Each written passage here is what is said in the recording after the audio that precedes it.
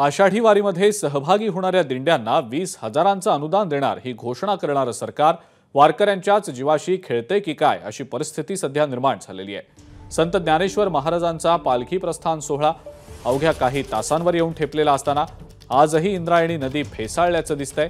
काही मूठभर कंपन्या नदीमध्ये रसायनयुक्त पाणी सोडून नदीमध्ये विष कालवतायत। मात्र या कंपन्यांचा बंदोबस्त हे सरकार करू शकत नाही ही मोठी शोकांतिका असल्याचंही बोललं जात आहे। त्यामुळे वारकऱ्यांमध्ये सध्या मोठा रोष निर्माण झालाय, कारण याच इंद्रायणी नदीमध्ये पवित्र स्नान करून वारकऱ्यांना माऊलींच्या चरणी माथा टेकवावा लागणार आहे आणि यासाठी वारंवार मागणी करून सुद्धा सरकारकडून सातत्यानं दुर्लक्ष होत आलंय। त्यामुळे वारकरी, गावकरी आणि देवस्थानकडनं संताप व्यक्त होतोय।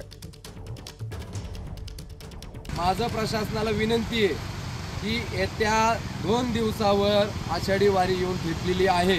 या काळात काही जर निर्णय शासनाने घेतला नाही तर येणाऱ्या प्रशासकीय असेल या राजकीय कुठल्याही नेत्याला वारकरी संप्रदाय व तीर्थक्षेत्र आळंदीतील नागरिकांच्या रोषाला सामोरे जावे लागेल। एबीपी माझा, उघडा डोळे बघा नीट।